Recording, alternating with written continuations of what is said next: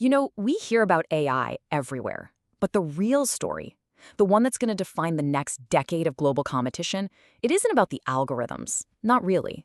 It's about people. We are staring right at a massive AI talent divide. And this quote, it just nails it. We're not talking about some simple skills gap here. No, this is a fundamental fracture, and it's reshaping entire economies and global power structures as we speak. The stakes could not be higher. So, what do we actually mean by the AI talent divide? Well, think of it as this massive, growing chasm between the AI haves and the AI have-nots. And this gap, it affects absolutely everyone, from the fate of nations right down to your individual career. To really get why this is so critical, you have to understand that AI isn't just another tech trend. Not at all. It's a full-blown economic revolution. It's on the same level as electricity or the internet, but here's the kicker. It's happening at a speed we've never seen before. I mean, the scale of this shift is just hard to wrap your head around. We are looking at a potential $15.7 trillion being added to the global economy by 2030. That is the colossal economic prize that every nation and every company is racing to capture. But here's the flip side. With that kind of opportunity comes massive disruption. It's estimated that over 300 million jobs worldwide are going to be fundamentally changed or even displaced. And this isn't some far-off future we're talking about. It's already happening. And for the economies that get this right, the payoff is just immense. A potential 26% boost to GDP, all from AI-driven productivity. That's the kind of growth that defines a whole generation of prosperity, or it leaves others falling further and further behind. Which brings us to the single most decisive factor in this whole transformation. It isn't about capital, it's not about data centers, it's about human capability. In this new world we're entering, talent is the ultimate currency. So let's break this down. Where is this divide actually showing up? Because it's not just one single gap. It's really a series of fractures that are appearing across geography, across different industries, and even in our own roles at work. Just look at this intense concentration of power. A staggering 80% of the world's top AI talent is clustered in fewer than 10 countries. This creates a huge brain drain and a very real risk of digital dependency for pretty much the rest of the world. And the divide is just as stark when you look at different industries. On one side, you have the early adopters, think finance, healthcare, who are automating entire workflows.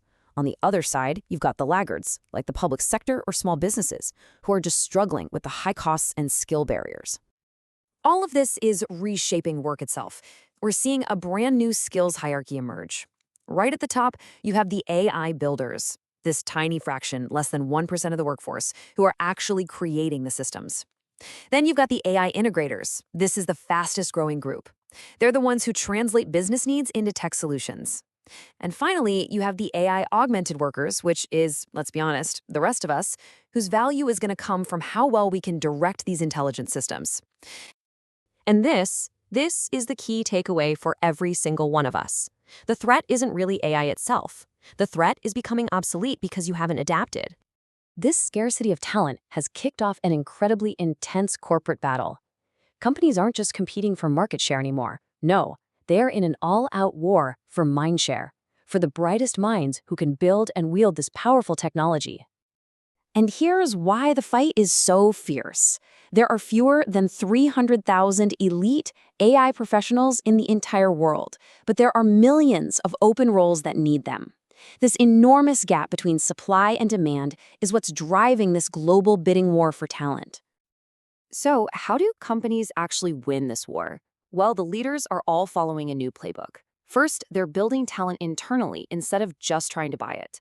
They're creating hybrid teams, they're fostering constant learning, and they're giving their people real ownership to go solve problems. This quote captures the fundamental shift perfectly.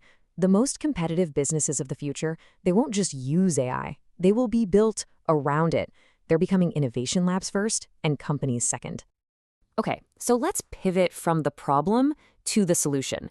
How can an organization actually navigate this divide and win the skills race? It turns out there's a pretty clear roadmap for evolving their AI capabilities. This AI talent maturity framework lays it all out. Most organizations start out as reactive. Let's just hire a data scientist for a one-off project. Then they become structured with a central team, but the real goal is to get to embedded, where AI is just part of every single function. And then finally, autonomous, where an AI-enabled workforce drives exponential performance. So where do you think your organization fits? But here's the thing. Corporate strategy alone isn't going to cut it. This has to be a national imperative. The countries that are winning this race are the ones strategically linking their national AI goals directly to education, investing heavily in R&D, and creating policies to attract the world's best talent. And all of this brings us to the biggest question of all. As AI continues to reshape our world, we really are at a societal crossroads. This same technology has the potential to be our greatest equalizer or our sharpest divider. This is the fundamental choice that we have to make. Are we going to build a future where AI augments human potential and creates opportunity for everyone? Or are we going to let automation run unchecked, deepening inequality and leaving millions of people behind? No single group can solve this alone. It's just not possible.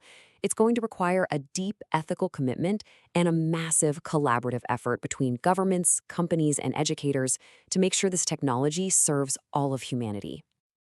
And let's just end with this thought. The ultimate goal here isn't just about building smarter machines. It's about building smarter, more capable, more creative societies. The real superpower of this age isn't artificial intelligence. It's the augmented intelligence that you get when you combine human ingenuity with machine capability. Now that is the future we should all be racing towards.